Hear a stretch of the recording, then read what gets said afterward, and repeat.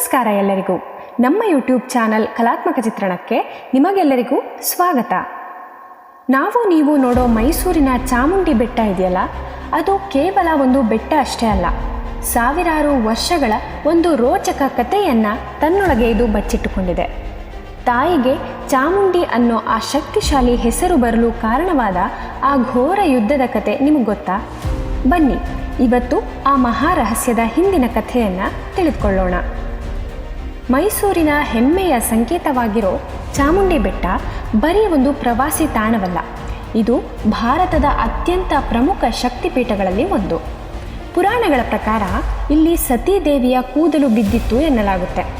ಅದಕ್ಕೆ ಈ ಸ್ಥಳಕ್ಕೆ ಇಷ್ಟೊಂದು ಶಕ್ತಿ ಇದೆ. ಆದರೆ ಈ ಸ್ಥಳದ ನಿಜವಾದ ಮಹಿಮೆ ಶುರುವಾಗೋದೇ ಸಾವಿರಾರು ವರ್ಷಗಳ ಹಿಂದೆ. ಇಡೀ ಜಗತ್ತು ಇಬ್ಬರು ಭಯಂಕರ ರಾಕ್ಷಸರ ಹಾವಳಿಯಿಂದ ತತ್ತರಿಸಿ ಹೋಗಿದ್ದ ಕಾಲದಲ್ಲಿ. ಶುಂಭ ಮತ್ತು ನಿಶುಂಭ ಎಂಬ ರಾಕ್ಷಸ ರಾಜರ ಸೇನಾಧಿಪತಿಗಳಾಗಿದ್ದ ಚಂಡ ಮತ್ತು ಮುಂಡ ಎಂಬ ಅಸುರರು ತಮ್ಮ ಕ್ರೌರ್ಯದಿಂದ ದೇವಾನುದೇವತೆಗಳನ್ನೇ ನಡುಗಿಸಿಬಿಟ್ಟಿದ್ರು. ಅವರ ಅಟ್ಟಹಾಸಕ್ಕೆ ಇಡೀ ಸ್ವರ್ಗಲೋಕವೇ ಬೆಚ್ಚಿ ಬಿದ್ದಿತ್ತು.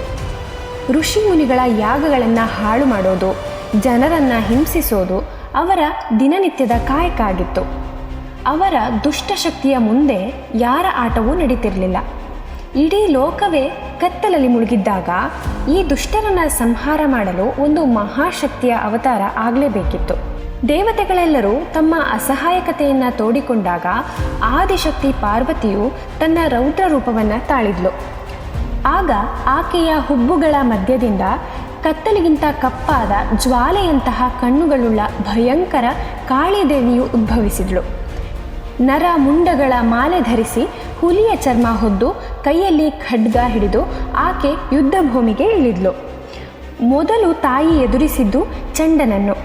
ಆಕಾಶವೇ ನಡುಗುವಂತೆ ಘರ್ಜಿಸುತ್ತಾ ಆಕೆ ಅವನ ಮೇಲೆ ಎರಗಿದ್ಲು.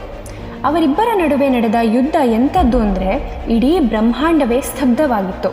ತನ್ನ ಖಡ್ಗದ ಒಂದೇ ಏಟಿಗೆ ದೇವಿ ಚಂಡನ ತಲೆಯನ್ನು ಹಾರಿಸಿದ್ಲು. ಇದನ್ನು ಕಂಡ ಅವನ ತಮ್ಮ ಮುಂಡನು ಕೋಪದಿಂದ ದೇವಿಯ ಮೇಲೆ ಎರಗಿದ. ಆದರೆ ಅವನ ಆಟವು ಹೆಚ್ಚು ಹೊತ್ತು ನಡೀಲಿಲ್ಲ. ಕ್ಷಣ ಮಾತ್ರದಲ್ಲಿ ದೇವಿ ಮುಂಡನನ್ನು ಸಂಹರಿಸಿ ಅವನ ರುಂಡವನ್ನು ಕೈಯಲ್ಲಿ ಹಿಡಿದ್ಲು. ಲೋಕಕ್ಕೆ ಕಂಟಕರಾಗಿದ್ದ ಆ ಚಂಡ ಮತ್ತು ಮುಂಡರನ್ನು ಸಂಹರಿಸಿದ ಕಾರಣದಿಂದಲೇ ಆ ಮಹಾಕಾಳಿಗೆ ಚಾಮುಂಡಿ ಎಂಬ ಹೆಸರು ಬಂತು. ಇದೇ ಆ ಮಹಾರಹಸ್ಯದ ಮೊದಲ ಭಾಗ. ದೇವಿಗೆ ಆ ಹೆಸರು ಬಂದಿದ್ದು ಇಂಥದ್ದೊಂದು ರಕ್ತಸಿಕ್ತ ಇತಿಹಾಸದಿಂದ. ಆದರೆ ಕಥೆ ಇಲ್ಲಿಗೆ ಮುಗಿಯೋದಿಲ್ಲ. ಯಾಕೆಂದರೆ ಈ ಬೆಟ್ಟದ ನಿಜವಾದ ಖ್ಯಾತಿ ಶುರುವಾಗಿದ್ದೇ ಬೇರೆ. ಚಂಡ ಮುಂಡರನ್ನು ವಧಿಸಿದ ಇದೇ ಚಾಮುಂಡಿ ಇದೇ ಬೆಟ್ಟದ ಮೇಲೆ ನೆಲೆಸಿ ಮಹಿಷಾಸುರ ಎಂಬ ಮತ್ತೊಬ್ಬ ಮಹಾದುಷ್ಟನನ್ನು 9 ದಿನಗಳ ಕಾಲ ಹೋರಾಡಿ ವಿಜಯದಶಮಿಯ ದಿನದಂದು ಸಂಹರಿಸಿದ್ಲು. ಈ ಕಾರಣದಿಂದಲೇ ಆಕೆಗೆ ಮಹಿಷಾಸುರ ಮರ್ದಿನಿ ಎಂಬ ಹೆಸರು ಕೂಡ ಬಂತು. ಈ ಮಹಾಸಂಹಾರಗಳ ನಂತರ ಈ ಬೆಟ್ಟದ ಮಣ್ಣಿನ ಕಣಕಣದಲ್ಲೂ ದೇವಿಯ ಶಕ್ತಿ ನೆಲೆಸಿತು ಮತ್ತು ಇದಕ್ಕೆ ಚಾಮುಂಡಿ ಬೆಟ್ಟ ಎಂಬ ಹೆಸರು ಕೂಡ ಬಂತು.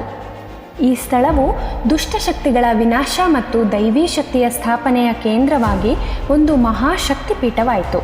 ಇಲ್ಲಿಗೆ ಬರುವ ಭಕ್ತರಿಗೆ ಇಂದಿಗೂ ಆ ಅಲೌಕಿಕ ಶಕ್ತಿಯ ಅನುಭವ ಆಗೋದಕ್ಕೆ ಇದೇ ಕಾರಣ. ಇದೊಂದು ಬರೀ ಕಲ್ಲಿನ ಬೆಟ್ಟವಲ್ಲ, ಬದಲಿಗೆ ಚಂಡಮುಂಡರು ಮತ್ತು ಮಹಿಷಾಸುರನಂತಹ ರಾಕ್ಷಸರನ್ನು ಸಂಹರಿಸಿ ಧರ್ಮವನ್ನು ಸ್ಥಾಪಿಸಿದ ತಾಯಿ ಚಾಮುಂಡೇಶ್ವರಿ ನೆಲೆಸಿರುವ ಶಕ್ತಿಯ ಕೇಂದ್ರ. ಆಕೆಯ ಹೆಸರು ಮತ್ತು ಈ ಸ್ಥಳದ ಪಾವಿತ್ರ್ಯತೆ ಎರಡೂ ತ್ಯಾಗ ಮತ್ತು ವಿಜಯದ ಸಂಕೇತವಾಗಿದೆ. ಮುಂದಿನ ವಿಡಿಯೋದಲ್ಲಿ ಇನ್ನೂ ಹಲವು ಉಪಯುಕ್ತ ಮಾಹಿತಿಯೊಂದಿಗೆ ನಿಮ್ಮ ಮುಂದೆ ಬರುತ್ತೇವೆ. ಅಲ್ಲಿಯವರೆಗೂ ನೀವಿನ್ನೂ ನಮ್ಮ ಚಾನೆಲ್ನ ಸಬ್ಸ್ಕ್ರೈಬ್ ಮಾಡಿಲ್ಲ ಅಂದರೆ ಈ ಕೂಡಲೇ ಸಬ್ಸ್ಕ್ರೈಬ್ ಮಾಡಿ ಹಾಗೂ ಹೆಚ್ಚು ಜನರಿಗೆ ಶೇರ್ ಮಾಡಿ. ಧನ್ಯವಾದಗಳು.